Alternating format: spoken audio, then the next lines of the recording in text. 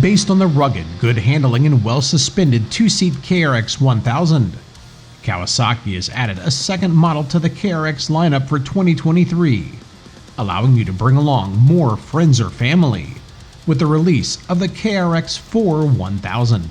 Testing with Kawasaki at Sand Hollow State Park in St. George, Utah. Sand Hollow offers fast, whooped-out trails, steep dunes, and technical low-speed rock crawling. Available in 3 different trim packages. The $27,499 KRX4 1000 SE comes equipped with a Kawasaki quick-release sport roof, Warn VRX 45 Power Sport winch, Fox 2.5 Podium LSC shocks, and multifunction all-digital instrumentation.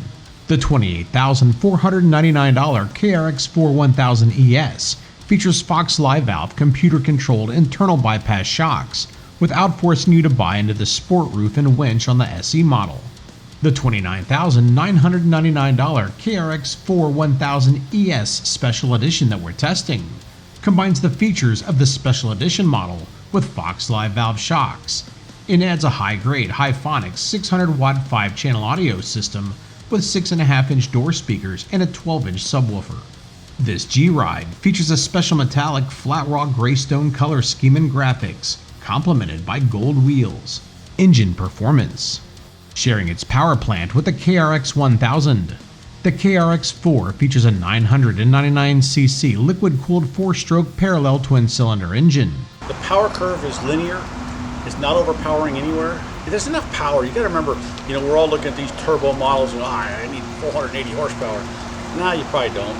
They have enough power. The Kawasaki enough power to drift the corners, drive it with your throttle foot, and that's how I like to drive a car. Back in the old days of the 800 and the Rhinos, I didn't even like driving. They couldn't give me one. I wouldn't test them. I didn't care about them because you had to steer them with the wheel. And I want to steer it with the throttle like I do any performance vehicle that I drive. I like to drive it and steer it with my throttle, with its hand, twist, whatever. I'm going to steer with throttle. And these cars have enough power to do that. So you're drifting through the corner, using the throttle to do it. Could it use more power? Sure. But a lot of times when you're on the trail system and thing, you can't go any faster. I'm going as fast as that KRX4 as you just can drive as good as the traction is, and tires are the limiting factor. So the thing gets after it and gets down the trail really well. My only big rub on the Kawasaki over the other cars is it seems to be a top speed issue. It just doesn't have, I'm guessing 10 miles an hour off. And not that that's that big a deal that the peak speed is off by 10. It's that, because you're usually not running flat out anyways, but when you go to peak and then you want to back off and want to rip down a graded road, you're also losing 10 miles an hour. So still cruising down the road at 65, now you're back to 55 or 52 or something like that to get down the road without grenading the thing. So that is my one rub with the KRX. And I plan to put on big tires. I've heard 35 fit. I don't know what 35s will do to the power. 34, 33s. I'm going to find something bigger than what comes on, see if that helps out the gearing so I can get some speed out of it. Fuel is drawn from a 10.6-gallon tank, delivered by fuel injection via twin 50mm throttle bodies. Power is class-leading among non-turbo equipped 4-seat models at 112.6 horsepower with 76.7 foot-pounds of torque.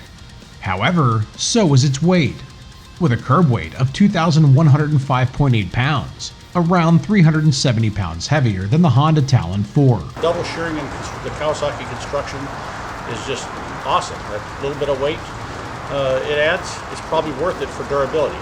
So if you're looking for a good, durable, tough car, I think Kawasaki, and especially if you're looking for a four-door, this car is right in the wheelhouse of probably what you should be looking at. If that added weight means added durability, most owners will happily accept it. There are 2 different throttle modes to suit different driver needs and conditions. Full power mode delivers a quicker response from the engine to throttle input. A milder throttle response is offered in low power mode. The continuously variable transmission features a centrifugal clutch that handles engagement and disengagement, allowing for constant drive belt tension. This helps eliminate belt slippage and drive belt lash, smoothing takeoffs and prolonging drive belt life. The transmission features high and low forward ranges plus neutral and reverse. Engine braking is standard. Electronically selectable two-wheel drive, four-wheel drive, and front differential lock allow you to switch between drive modes on the go. Chassis and suspension. While it may not be reflected in the car's overall weight, the four-seat steel chassis was said to be designed to balance weight and strength. Using minimum gussets. It relies on thicker wall tubing reinforcing the frame at the engine, suspension mounts, and other high-stress areas. The roll cage also works as a stress member of the chassis, adding strength and rigidity. The KRX4 is based on a stretched version of the KRX1000. The wheelbase has increased from 98.8 inches on the two-seater to 125.8 inches on the KRX4. That's similar to the Polaris Pro XP4 and Turbo R4, and around 9 inches shorter than the four-seat Can-Am Maverick Max models. The angled shape of the underbody adds to the more than 14 inches of ground clearance on the sides under the doors. The underside of the main frame is protected by a combination of steel and plastic skid plates, with steel plates protecting the underside of the cabin's footwell area. The wheels protrude beyond the bodywork at both ends, allowing for extreme approach and departure angles of 90 degrees. Kawasaki runs 10 degrees of caster on the front end to contribute to good straight line stability. Like the original KRX, the KRX4 features a 68.1-inch width. Chassis and suspension components look substantial. Dual A-arm suspension is used up front, featuring high-clearance lower A-arms, delivering 18.6 inches of wheel travel. A 4-link trailing arm system is used out back, featuring 21.1 inches of wheel travel. The base model KRX4 uses Fox 2.5 Podium LSC shocks, featuring spring preload and 24-way low-speed compression damping adjustment. The ES models feature Kawasaki electronic control suspension utilizing Fox 2.5 live valve internal bypass shocks, combined with a Bosch electronic control system optimized with Kawasaki's suspension settings. Dashboard switches on the ES models allow drivers to switch between 3 different suspension modes, soft, normal, and firm on the fly, in addition to spring preload adjustment on the shocks. Based on inputs from the driver and vehicle data, the semi-active control ECU works in real time, attempting to provide the right amount of compression damping, although they do lack the computer-controlled rebound damping already found on a couple of other brands. The whoops out there at Sand Hollow, you can't get on top of them and just plane them. They're just too spaced out and too rolly. But the car goes through them really well, better than most and better than I expected. Especially being that big of a car, that it didn't beat you. It just tracked through them, but you still are kind of wallowing through them. But it did that well. I was surprised. Of the live valve shock settings that I've tested so far in the stock cars, it's probably the best. What I've learned about live valve suspension and overall settings, talking to different people and getting their opinion. You know, these cars aren't about me. It's about giving you information what's going to be best for you, and that's what I try to do. As I said, I like a car to roll over. A lot of people get skittish. Wife's not happy when that car starts getting rolly. They don't like that. They want that car just to stay perfectly flat, and it gives them some security. So, you know, that's what you can gain out of a live valve. You can put it in that stiffer setting. The car stays super flat in the corners. Gives everybody a little feeling of security. Or I'd like the car to roll over a bit so I can load the outside tire to get up off. I want to give it more throttle in the corner to get up off faster. That's just the way I like to drive. Like the two-seat model, the KRX4 utilizes versatile 31 by 10-inch Maxxis carnivore tires mounted on 15-inch wheels. Strangely, the beadlocks that come on the two-seat models are missing from the more family-friendly four-seat options. 14.4 inches of ground clearance is at the higher end for a four-seat naturally aspirated machine, as is its 157.3-inch length. Its overall height of 76.2 inches is somewhere in the middle of the four-seat segment. Speed-sensitive electronic power steering comes on all trim packages. It features 2 different maps, one for two-wheel drive and one for four-wheel drive, to help maintain a more consistent steering feel. The KRX4's brakes consist of 4 10-inch stainless steel rotors, stopped by twin-piston calipers with 32mm rotors gripping the front discs. Single-piston calipers with 38mm pistons slow the rear.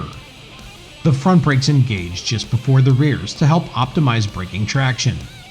Scrapers were added to the inside of the rear brake discs to help remove mud. The parking brake activates the rear brakes. Interior and additional features. The driver is greeted by a tilt-adjustable steering wheel and well-positioned controls. Located above the steering wheel on ES models is a 7-inch all-digital instrument display. High-backed bucket seats and 3-point seat belts cradle all 4 occupants. Lever-adjustable driver and front passenger seats offer 6 inches of movement front to rear. The KRX4's large dimensions allow for ample interior space for both front and rear occupants. There's a wide adjustable T-shaped grab bar for the front passenger, with a wide grab bar that extends across the back of the front seats for the rear seat occupants. The low, flat floor design helps facilitate getting in and out with ease. The full half doors are tall. They feature both internal and external door handles and built-in armrests for the driver and passenger. The dashboard features a number of storage spaces, including a water-resistant storage container located above the center console. There's an easy-access pocket, a passenger-side glove box, and additional storage is located under the driver's seat and right rear seat. A DC socket integrated into the dashboard supplies power. The rear cargo bed can accommodate up to a 32-inch spare tire and has a load capacity of 350 pounds. The bed is recessed to help prevent cargo from sliding out. There are 4 cargo hooks located in the bottom of the bed to tie things down. LED headlights are found up front, as you would expect on a modern machine with high and low beams, as well as line-type LED position and brake lamps out back. In conclusion, buying a 4-seat side-by-side is typically so you can bring along more friends, family, and often kids. That's twice as many people that have to be recovered should you get hung up on a trail obstacle, or worse, break down. The robust build quality of the KRX4 1000 would put it on our short list of 4-seat options for that reason alone. Spacious interior, a capable, comfortable ride, and plenty of storage room make the KRX4 a side-by-side that's well suited for long days out on the trail or weekends camping out in the wilderness. When it comes to off-road capability, what it lacks in explosive power, it makes up for with the traction that its smooth tractable power provides. Given the choice, we'd rather add a little more power to a tough, well-built side-by-side than have to spend a ton of time and money toughening up a more spindly built yet more powerful machine. For all of these reasons, we think that Kawasaki's new 2023 KRX4 1000 is worth a serious look by many people looking for a 4-seat sport side-by-side. For more side-by-side tests like this, make sure to subscribe to UTV On Demand. For more information on the 2023 Kawasaki KRX4 1000 and their full line of side-by-sides and ATVs, log on to Kawasaki.com.